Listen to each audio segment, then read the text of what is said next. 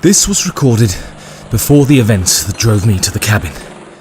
It is a final reminder of times when they were better and we hardly knew what was coming at us around the corner. I hope that this broadcast will calm you and help you through these difficult times. Transmission out.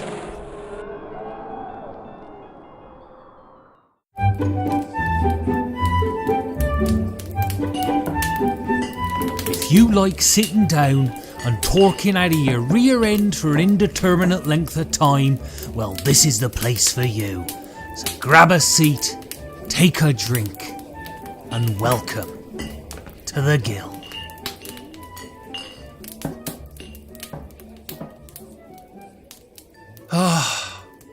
You know, I've tried to forget the past and I just can't. So I've just come in here to get myself a booze and maybe kill that part of the brain that deals with regret and memory.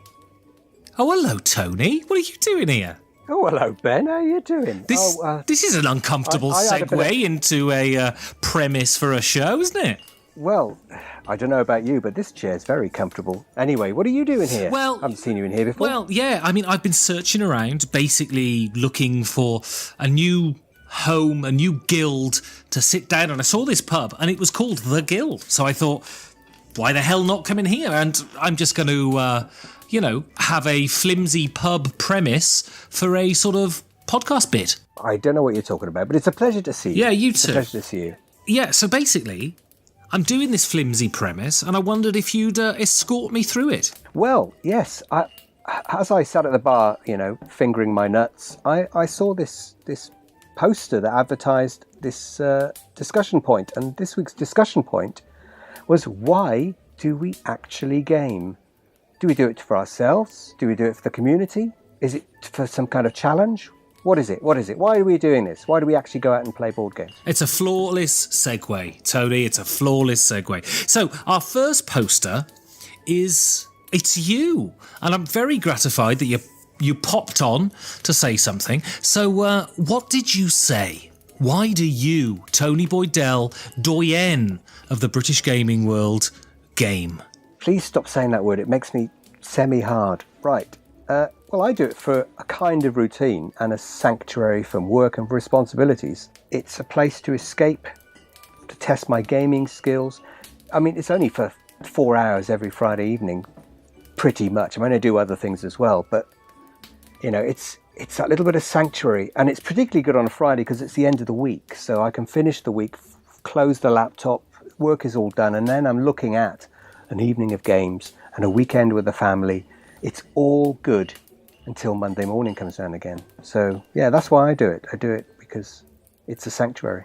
So you're a man, you've lived in the same house. You've lived in the same house for 30 years. You've got children, a wonderful wife that you've been married to for a long time. 27 years, ravioli notwithstanding. Crikey. So why do you need routine? I mean, surely your life is settled into a pretty comfortable routine without gaming, or is it something that you have that's yours? It would be something that we could all have if the family were interested as much as I am. I mean, my interest in it has grown over the years, disproportionately compared to the interest of the family. So the kids have come and gone in the gaming hobby, and Arthur, my youngest, is just sort of involved in it. I mean, we just finished playing Adrenaline this afternoon before I had to go and boil the water for the pasta. But it's not something that everyone else is particularly that enthusiastic about. So for me, it is a bit of Tony time that doesn't involve, locking the bathroom for the rest of the house. And so you don't ever feel the need, I mean, because I'm a serial sort of vagabond, so I haven't had any stability for the last sort of 30 years. You don't feel this need to sort of get away from it all and just sort of reclaim some sort of pre-family freedom? No, absolutely not. Not at all. I mean, I certainly couldn't describe my Friday nights in Ross and Wye as sort of harkening back to my wilder days, hunched in the back room of the Plough Inn. No, it's in fact, I wouldn't want to go back to being my pre-marital self, because I look back on that life, and it was a very shallow, meaningless sort of existence. Just living for the pub. Just didn't really seem to. Looking back, it doesn't seem like it was all that great. All those great times, you're like, oh, I remember that time we all got pissed up. Well, actually, I do now, and I think that's a bit embarrassing, really. And what a waste of money that was. But you seem to be a man who sort of revels in nostalgia. So does your sort of nostalgia live? Do you feel like you sort of were born after you were married, or is that an outrageous statement? No, I think it's an interesting one. I think my life properly began when I was married and started having the family, because it was me and my wife expressing ourselves, expressing our situation. That was purely us. Everything I did before as a student or when I was a teenager was very much with my peers. I mean, but I went to a school reunion last year, and I was the most confident I have ever been amongst those former friends from my sixth form days. Quite a lot of them were young ladies, and back then I wouldn't have said a boo to a goose, because I was desperately, anxiously in love with all of them, and afraid and nervous and shy. And yet, 30 years later, all that life's experience, you can get together with these people, you can have a decent conversation, and you're not held back in any way. I think I find that with gaming as well, just to bring it back on topic. Go to a pub, go to that routine. On a Friday night, I can play games, I can express myself in that board gaming way with a confidence. So moving on then, someone else has written, and this is Charlotte Malone, Creve Dog. So she's written, I don't think I have a simple answer. Some reasons are basic and practical. My grandmother had dementia, and I have a fear that I want to keep my brain sharp. I like playtime. I like the tactile satisfaction. Thank you. Yes. Of rolling dice and shuffling cards and moving pieces. I enjoy the competition and the camaraderie. Now, I've played Agricola with you, and it's a very daunting experience. Well, to be fair, you're really putting on airs and graces by saying that you played Agricola with me. I mean, you and Phil the sheep were, Christ, it was appalling. With gaming and you, how important is the competition? How important is the winning? Do you think winning's important in gaming? Because I remember Nick Mariner said something, and it was very interesting, that he said, after you win a game, you've got a minimum of 2 minutes where you feel great. And I've realised that actually I love winning games, but it just isn't an issue if I don't, right? Yeah, absolutely. I think maybe the circumstances sometimes, if the conversation's gotten a little bit snipey sometimes, which it has done, at various occasions, then you kind of want to get one over on somebody. But yeah, it's always a pleasure when you win. But with someone like a group like the Russell Y Club, we can get 3 or 4 fairly good, solid games in the evening. So you don't have long to bask in the glory before you're on to the next game. And we all have our little specialisms. And if you can beat somebody at their specialism, that's particularly rewarding as well. But it's that shared experience. The winning isn't the important thing. It is great when you win, but it isn't. The fact you get to play. I mean, God, if I took winning and losing so seriously and refused to go to a club because people were better at all the games than me, I'd never get to play any games, and then I'd just be robbing myself of this experience. I mean, it's interesting that Charlotte brought up the point about dementia, so this idea that your brain is kept sharp by playing board games.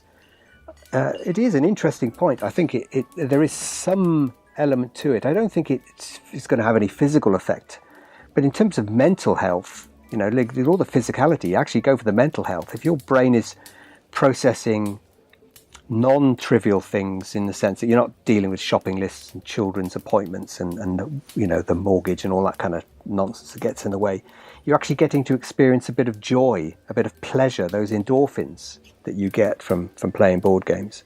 And I think that all helps keep your mental health up to date, if not the physical side. It's interesting because I spoke to Max Davey And on the show when the Max was on, we talked about this, and I asked him, is there can you put off potential Alzheimer's at an older age by keeping your brain fit by playing games? And he essentially said no. There's no evidence to suggest that that's a fact. What gaming does is all of those good things that it delivers now, which is sitting across a table from people, releasing endorphins into the brain and ensuring essentially that you get out the house. Because, I'm prone to feeling down, and I'm prone to plunging into sort of Netflix binges and YouTube wormholes. And I think the beauty that games offer is that by their absolute nature, social. You need to sit around a table to play them, and especially as I find board game apps the absolute antithesis of fun, And I think that's interesting. But I'd caution anyone who thinks that you can train your brain playing games and it means you won't end up as a lolling, dribbling cabbage at the end of your life, Well, I think it was Iris Murdoch, the author, who tragically succumbed to Alzheimer's at the end of her life, didn't she? I mean, she was a fiercely intellectual writer and thinker, and all of that fierce intellect couldn't save her from the appalling tragedy that is Alzheimer's, the things that robs people of their very souls. For sure.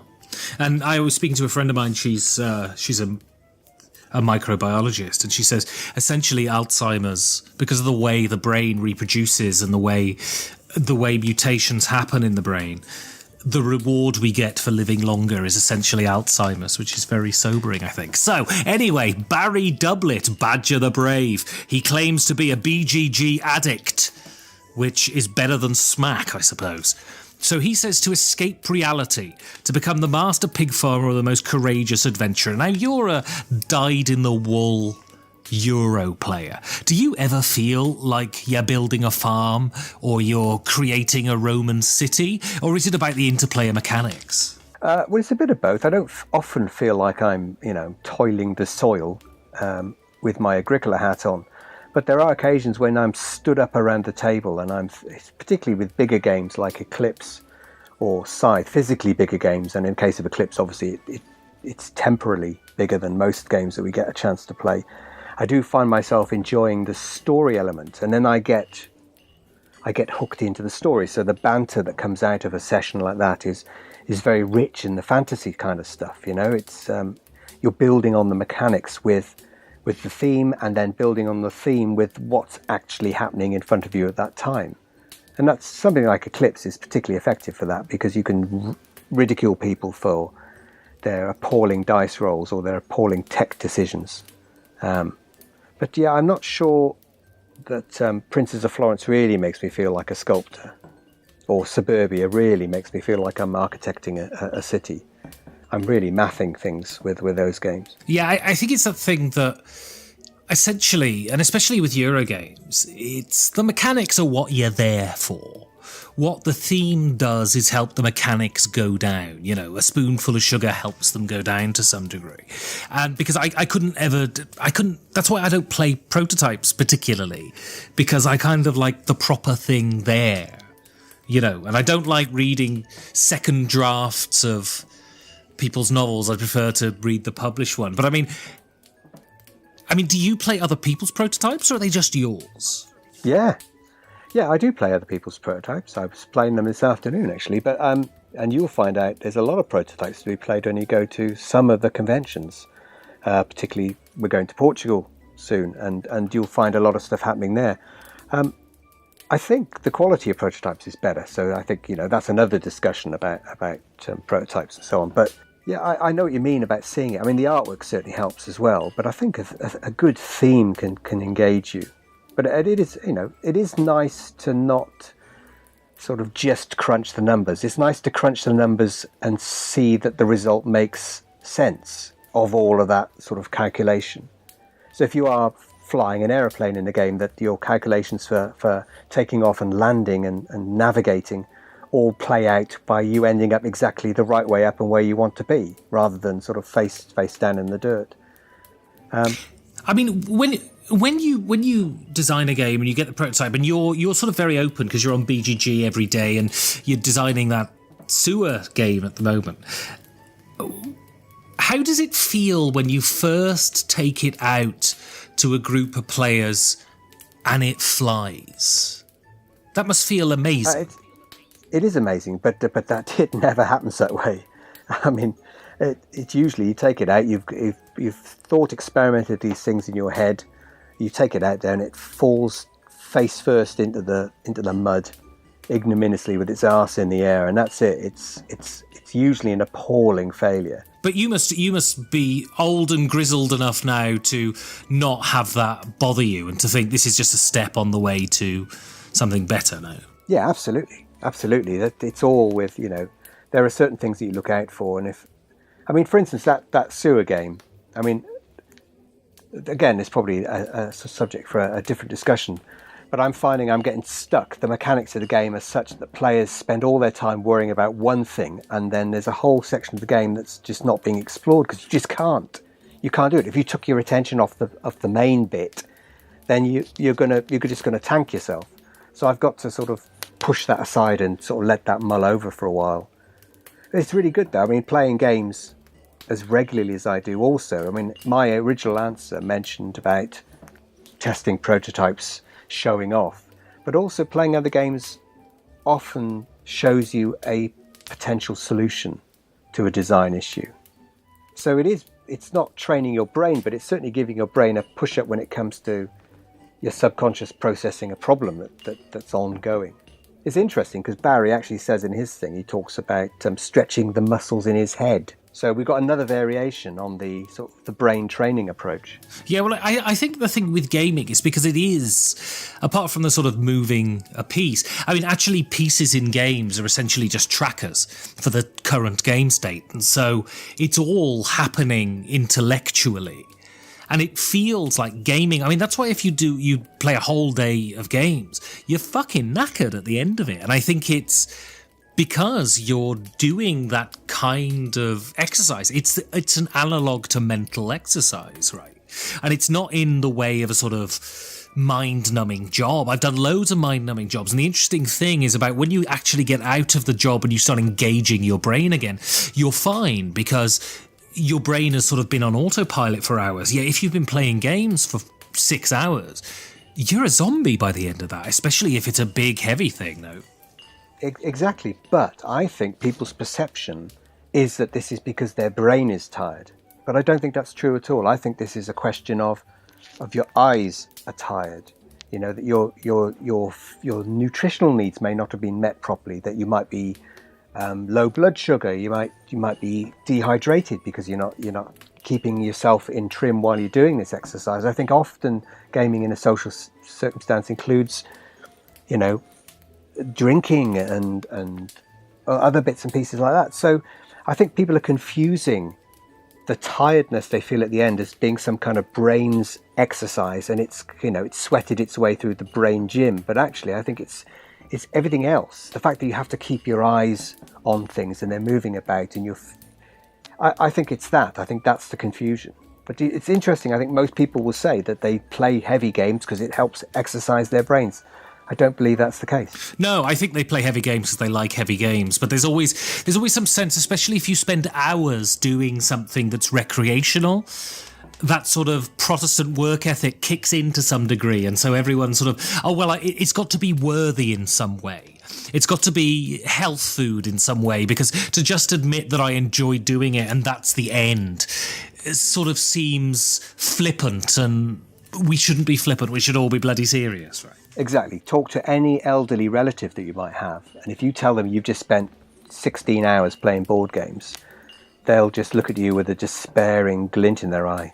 What the hell have you wasted your life on? And yet, Mills and Boon's novels still get read. So, Ulf Pearson, who is Soulbender, which is slightly concerning, on BGG, he says, so it's complex and there are many answers to the question, but one reason, and this is really interesting, I've never really heard of this before, or sort of someone declare it, is to cultivate an image. And he says he's been known as the one who plays a lot of board games.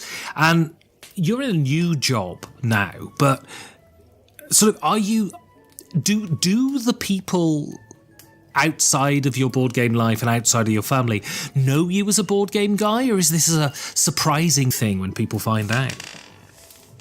It's a surprising thing when they find out. It's certainly noticeable a couple of years back when I went to Essen, I went to Spiel, and we had a great week away. There was lots of stuff. I got lots of people coming over to the stand. I think it was the Guilds of London year.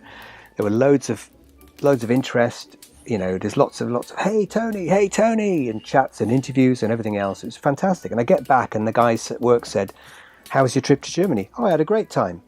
But I couldn't tell them anything about the circumstances of that week away because it meant absolutely nothing to. They don't know me for board games.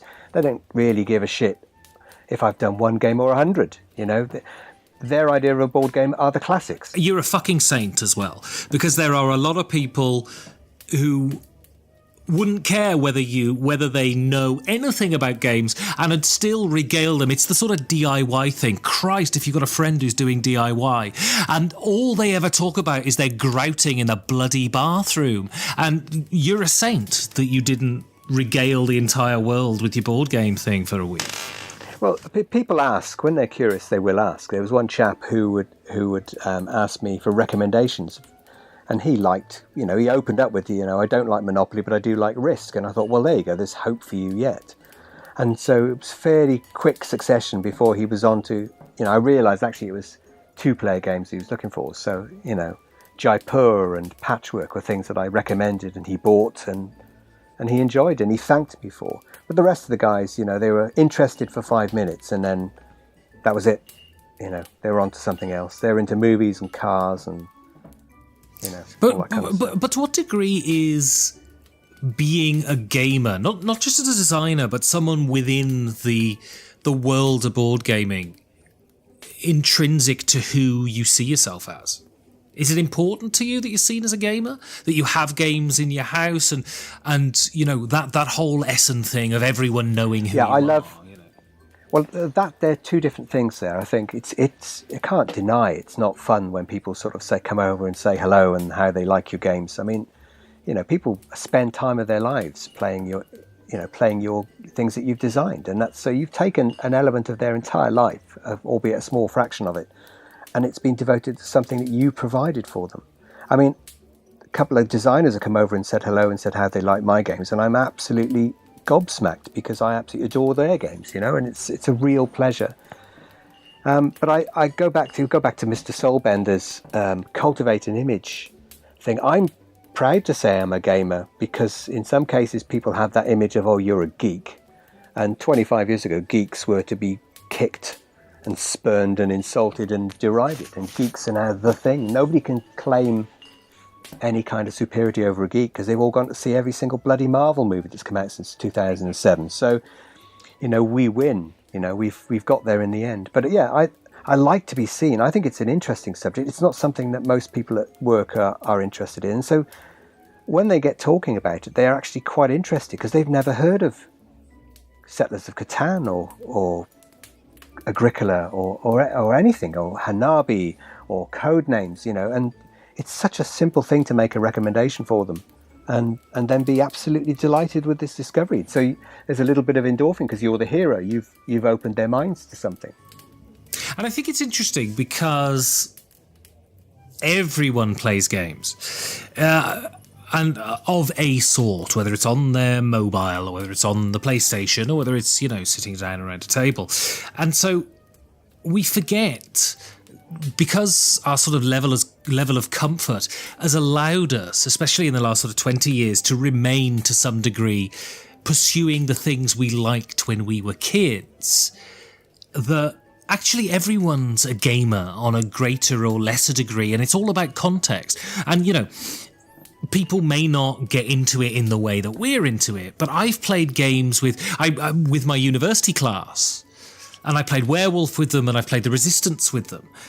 And even though they're all cool and concerned about the music they're listening to, they still bloody love it, right? There's something about that frisson around a game, and especially I mean, when you play The Resistance for the first time, you're like, what the fuck is this? I had no idea this sort of thing existed, you know?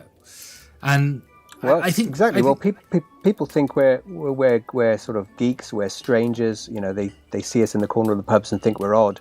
And yet they're quite happy to put, you know, a fiver on the Grand National, or to have their favourites in The Voice or The X Factor or Britain's Got Talent or whatever.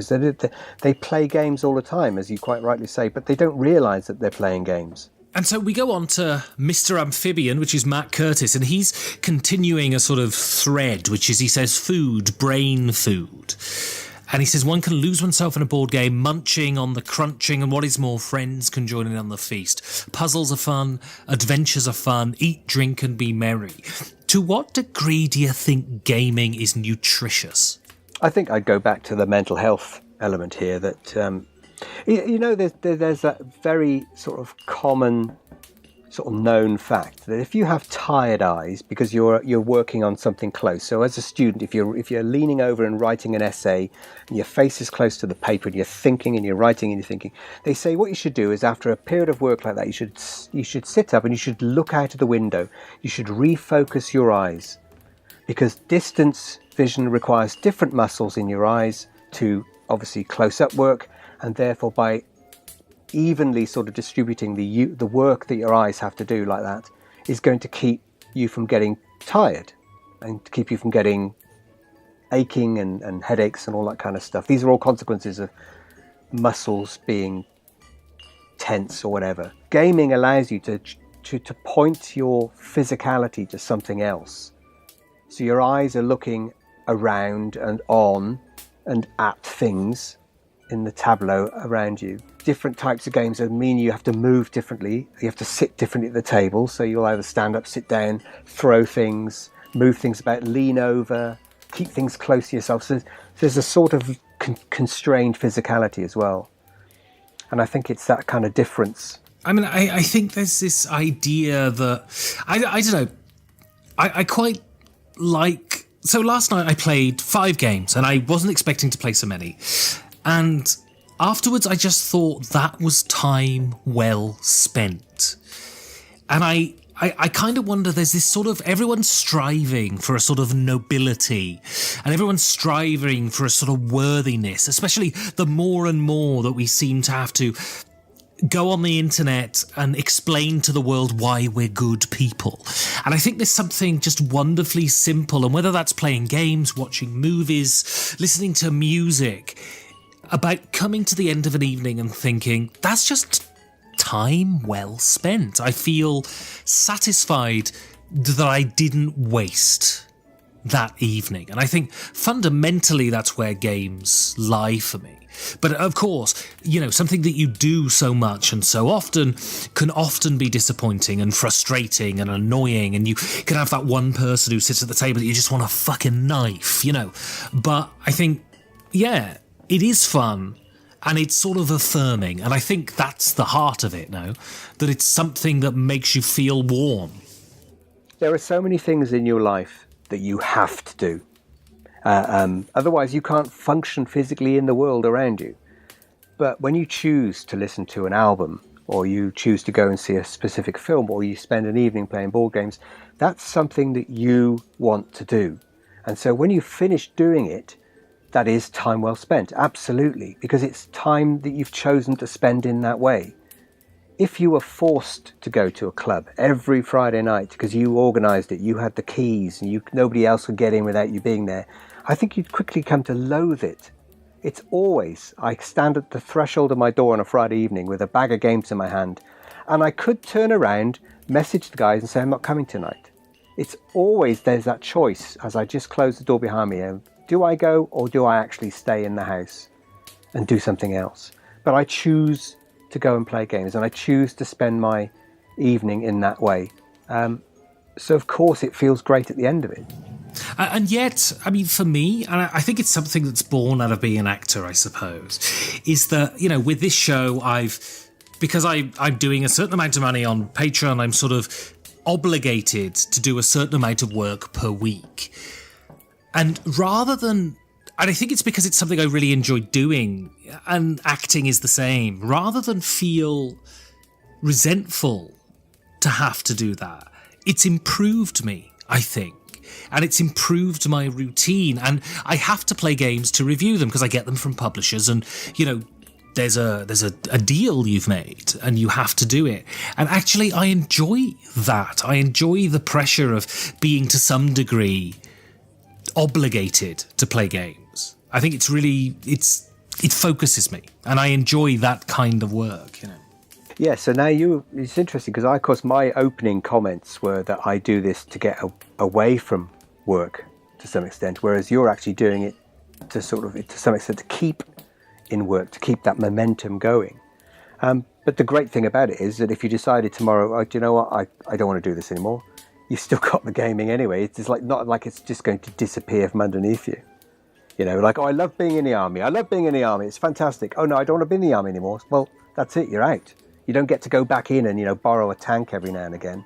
You're out. But with board gaming and the social side of it, you still have those same friends, unless you stop board gaming because you flip the table or something. Right. But it's the same with acting, though. I mean, with acting, if I said tomorrow I'm not doing this anymore, I don't do it anymore. Because and this might sound tremendously conceited, but now I've got to a certain point, I couldn't do Amdram, right? It would be sort of unthinkable for me. Whereas playing games and reviewing games and talking about games and commenting on them are two separate things that can exist independently, which I think is a wonderful thing. Yeah, but I think this is a really great time to be involved in the gaming industry because it has changed so much in the last 15 years. I mean, in the last 5 years, you'd argue it's undergone an enormous change in terms of the exposure, the people involved in it, the number of games, the people who are playing these games. But also, we talk about games being art now, which we never used to do. You know, you might stick a copy of the original first edition Settlers of Catan in a gallery somewhere, and say this was the first edition of Settlers of Catan. But it doesn't mean that Settlers of Catan is art. It means it's a really good game that sort of opened the door for everything else. But you're now genuinely getting product which is making a statement. You know? I played Holding On last night, and Holding On is so affecting and elicits the kind of emotion. I was just looking at one of the cards, and it was just this image of this guy, this dumpy, middle-aged guy in T-shirts and boxer shorts on the phone.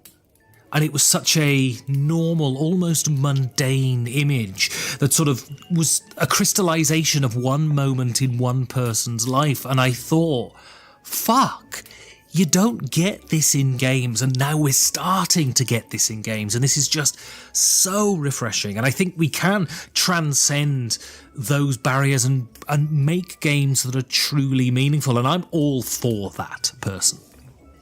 Yeah, absolutely. Yeah, sign me up for that, for more of that, please. Yeah, absolutely, because it's more than just that experience of you know, pushing some pieces of wood around a board or collecting a stash of money and having more money than somebody else. It's becoming more acceptable. It's becoming more interesting. It's becoming more textural and sensual as a pastime.